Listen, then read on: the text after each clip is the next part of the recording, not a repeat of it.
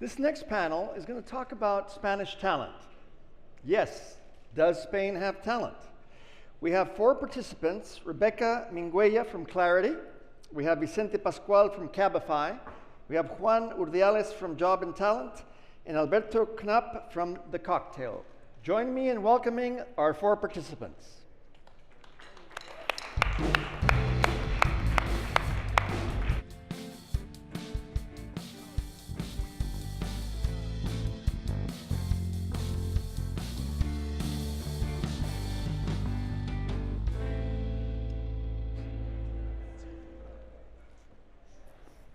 All right, so we're going to start off this session talking about the pluses and minuses of the Spanish educational system and the Spanish culture. But before we do that, why don't we have a quick short introduction by each of the participants.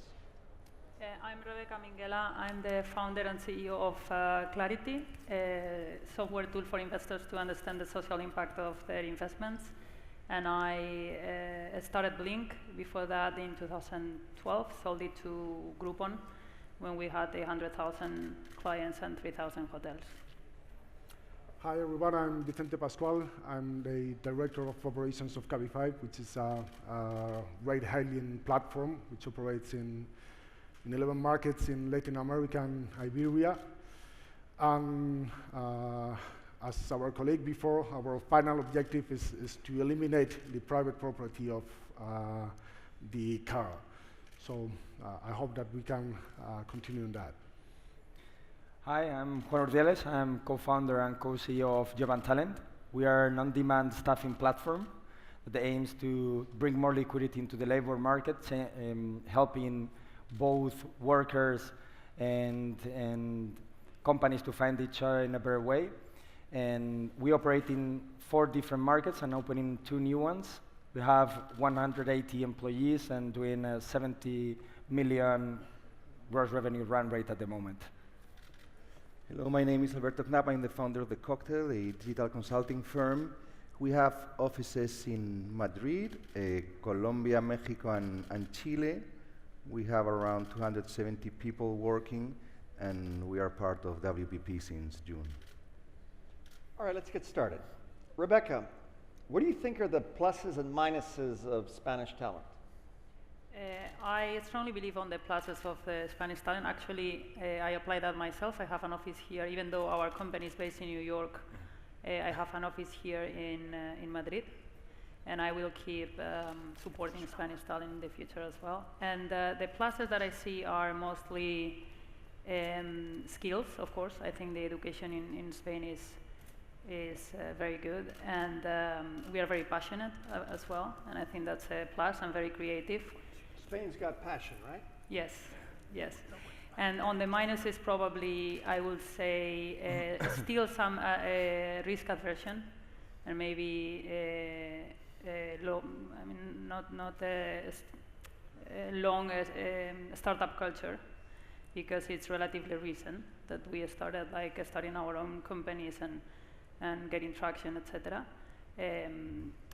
But that has changed. So I started my first company in 2012, and the last 5 years I have seen a significant improvement on those negative sides of the Spanish talent. Okay, Juan, you must see this stuff every day when you're matching employees with companies. What do companies want today that really matches Spanish talent? Yes, and I think that if I have to mention probably the biggest, I think that we all know and agree that Spain has got a lot of great universities, and there's a lot of people with high qualifications and very well educated. I think that years ago that was something that the people didn't know, but I think that right now, from the international point of view, people is realizing that we have a really good education. But I think from the talent point of view and from the companies and enterprises point of view, what differences our talent against Silicon Valley and other markets is that we have a much more loyal talent. And that is crucial when you're building a startup. I have lived many difficult moments during my startups, with with big organizational changes where we have had to make layoffs in the past, and the commitment that the current team have shown, and the loyalty of the current guys, and the passion that they have put into the business, and with the mission of the business, is something that probably you can't find in other countries. And I don't know if it's a consequence of, I would say it's a consequence of two things. One is the Spanish passion way of doing things, and the second one is also the fact that there are not as many options and as many well-funded companies in other countries that are somehow betting for the talent and pushing for, and creating much more mobility. Exactly. I mean, probably many of you here would remember that maybe 20 years ago, if you told your parents you were going to be an entrepreneur, your father or mother might say, why don't you get a real job, right? So people are starting to accept more entrepreneurship now. Alberto, do you think this, as Juan was saying, do you think this loyalty is going to change when people have a lot more options out there? Well, at the end, if you want to hire good people, you need to work a lot more on the engagement. The same thing that is happening to companies that relate with consumers is happening to companies in the way they relate to employees. The consumer has the power, the employee has the power, so you need to find many new ways to engage either the consumer or the employee, or treat the employee as a consumer. So maybe you have to understand the churn in your employee base as something normal, right, and maybe you have to look for new ways of making them be relevant. It's not about incentives, it's about being engaged. No? It's also about culture as well, right? Yeah. Vicente, what do you think? Well, it's a lot about culture. That's something that when we start Cabify and we realized that we have to scale the operation in a lot of countries, we definitely thought that it was necessary. You can't be running an operation on such a scale if you do not manage to have a culture within the organization that it's very strong and it's capable of supporting that. And I think that being Spanish, the culture that we created and the culture that we built within the organization was very open, was very nice for the people who were working for us, and that has been a very big asset for the people to stay loyal to us. Okay. Rebecca, you've built a few companies. Do you think? Yes, two. Two. Well, two's The not second bad. is on the build, so it's not built yet. Right. If there's a young person here that wants to become an entrepreneur, do they need to go to Silicon Valley? I don't think they do. I mean, well, first of all, they need to understand if they want to start their own company or if they want to join a company that has already started. Because we talk a lot about starting a company, but what about joining companies that are startups? And maybe it's the better environment for you to learn before you start your own company, right? Actually, we have seen that, or we keep seeing that everywhere in the world, but also in Spain, that employees from other startups start their own things. And I think the probability of success once you have work for a startup is higher. But no, I don't think you have to go to Silicon Valley. Actually, it might be easier to start something here sometimes if you are a first-time entrepreneur, or if you don't have the international experience, because it might be easier for you to get things off the ground, because there are public sources of funding, like NISA, for example, that might help you get a prototype off the ground, and that's very important as well. Juan, your company is growing very rapidly, and you've got good funding. Do people ask you all the time, when are you going to leave Spain? Well, it's like, actually the fact that we are in Spain is a positive thing for us. It's like, I think that years ago, it was very hard to raise money from international investors, but that has dramatically changed.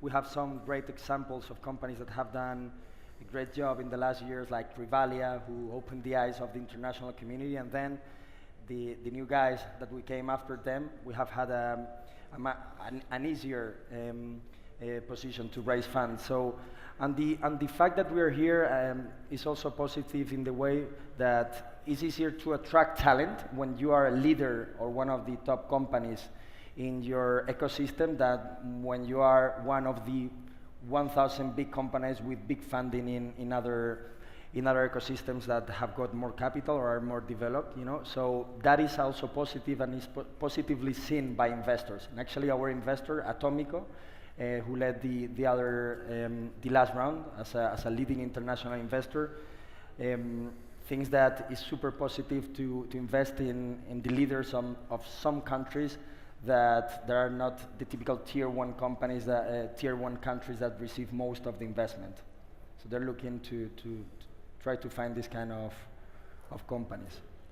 Alberto, do you still see Spain as the gateway to Latin America for most people in terms of starting a business or growing a business? Yes, it is, but it's not as easy as many people think. Once you get there, you think that because you come from Spain, you give things for granted, and it's still very hard. But yes, it is. And in the startup arena, you can see many venture capitals from Spain are going to LATAM, and many startups that work here try to replicate the model over there with different challenges, but absolutely. Vicente, you know, your company has the potential of getting also very, very big. What are the challenges that you see and the advantages that you see of dealing with Spanish talent? Well, one of the greatest advantages is that we are very flexible and we can think out of the box and really live in uncertainty. And that's something that you need when you're in a startup, because you really don't know how things are going to develop. So that's a big plus for the Spanish people. And probably one of the bad things, it's the same thing. And maybe we are too prone to flexibility and not really finishing the process as good as they should be, and that's something that when you are starting to scale very big, very fastly, it's something that you need to control if you want to succeed. One of the things that we notice at IE Business School is that increasingly innovation is about emotional connections with your customers. And that requires a level of emotional intelligence. You know, in the past you were hired, well, not just in the past, but most of us that got into good universities got in because of our IQ. And then you joined a company and you were promoted based on EQ. Spain should be a leader in EQ because of the passion here, because of the whole Latin spirit. What examples can you give me of where you see that Spanish talent is going to be very successful in this battle of innovating through customer experience? Rebecca. I mean, I think it's true that maybe these emotional connections, or maybe we are more social in Spain or in the Latin American countries than in other countries, and that make it, or might make it easier to connect with the customers or understand the customers better. At the same time, it's a challenge because it becomes more complicated to connect with other cultures, right? And scale in other countries, and that's one of the challenges that I think we face in Spain, that you have to demonstrate, even if you are successful in Spain, you have to demonstrate that you can emotionally connect with the German customer that might be very different from the customer in Spain, right? So I see it both as an advantage for us and a disadvantage because, as you said, becoming more and more closer to the customers might make it different. And then in terms of examples, I think that this emotional connection is good as a work environment, like Juan was mentioning before. I think we, not just with the customers, but in my case, I have seen that also in my previous company, and now that we are maybe better at building that commitment within our companies because of that emotional connections as well. Juan, you want to add to that?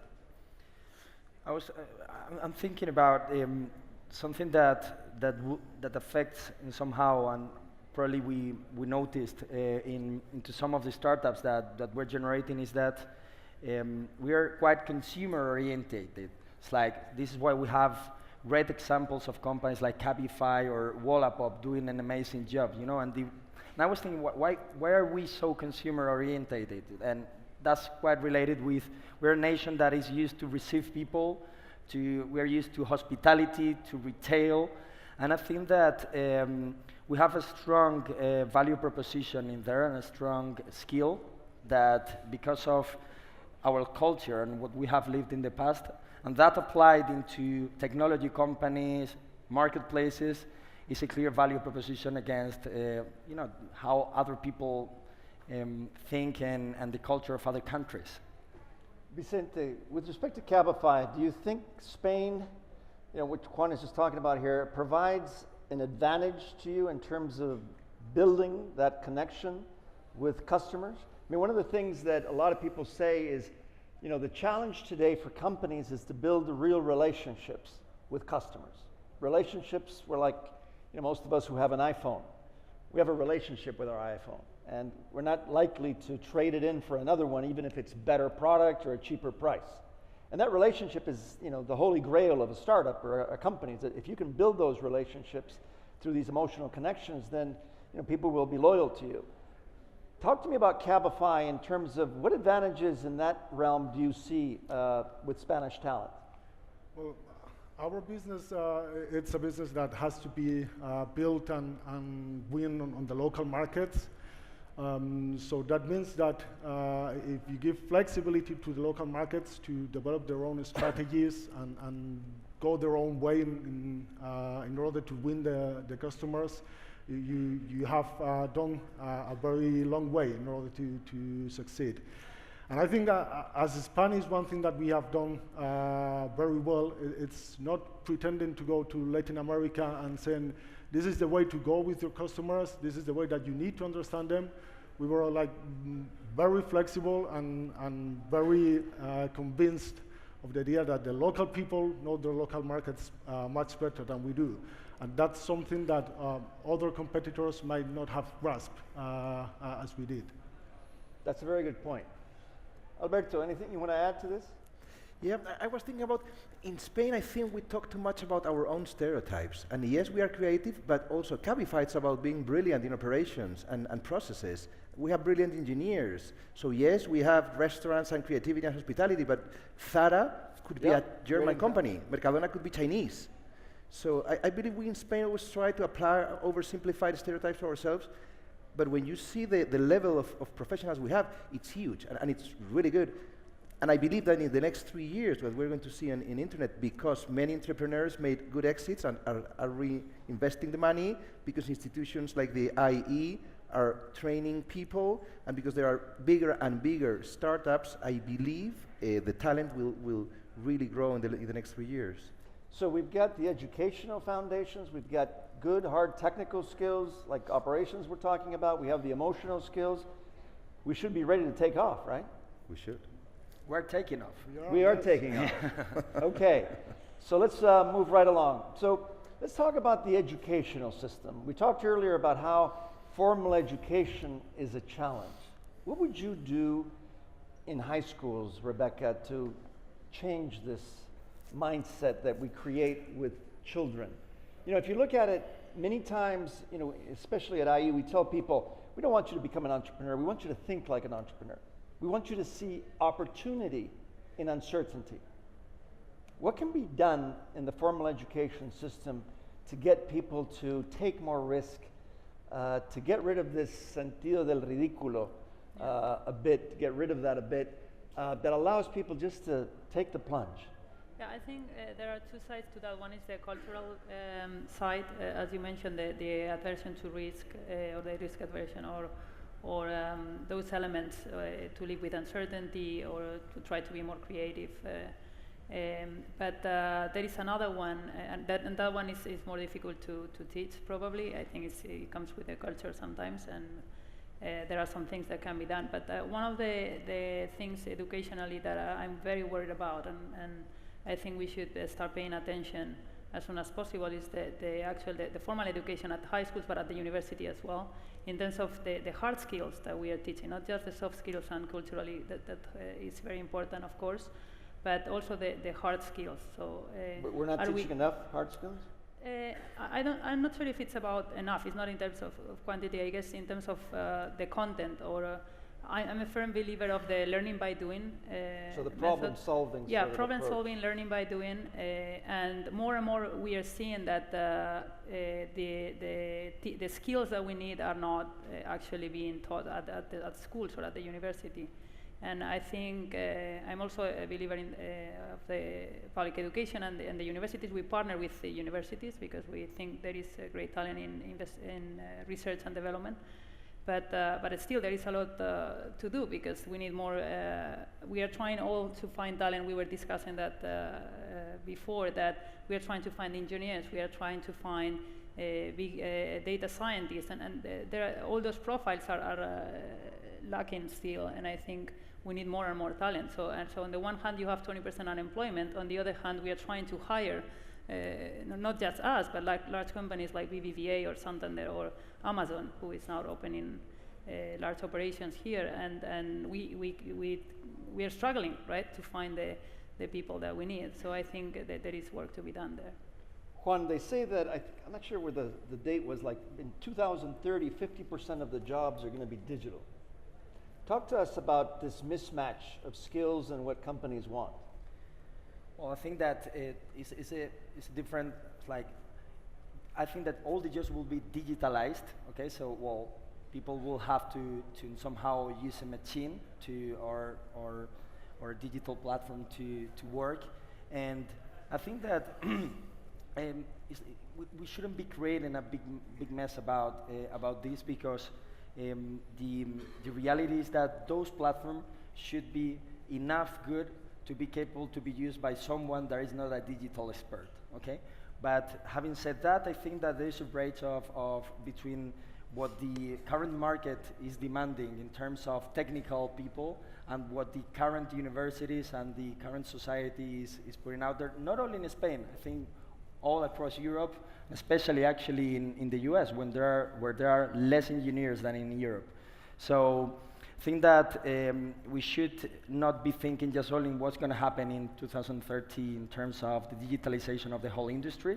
We should try actually to solve the big problem that some of the companies are facing, that is that they don't have that technical guys to develop those digital platforms that may be used by the masses. Okay, Alberto, you want to add to that? Yeah, I wanted to go back to the education point. I always think we miss role models. In the States, you have tons of role models, people you want to follow, you want to be like them, and you shape your career trying to imitate them. And here in Spain, I believe, in the last year it's changing, but we need many more role models, both with men and women, and I believe also that since there are so many successful entrepreneurs, they're going to be more in the news and yeah, role models that people can look up to. Yeah, absolutely. Especially young people. Yeah. Vicente, you have the last word. Well, I want to end in a positive note about education. I think that there are still things that we need to do, but something that I have experienced working with millennials is that these guys, they are different from what we were, and they are less risk averse. They are more willing to challenge the authority and do things differently, and they are more proactive. And I think that something is changing there, and we'll see the effects of that in the coming years. Yeah, totally agree. All right, let's give a big hand to our panel. Thank you.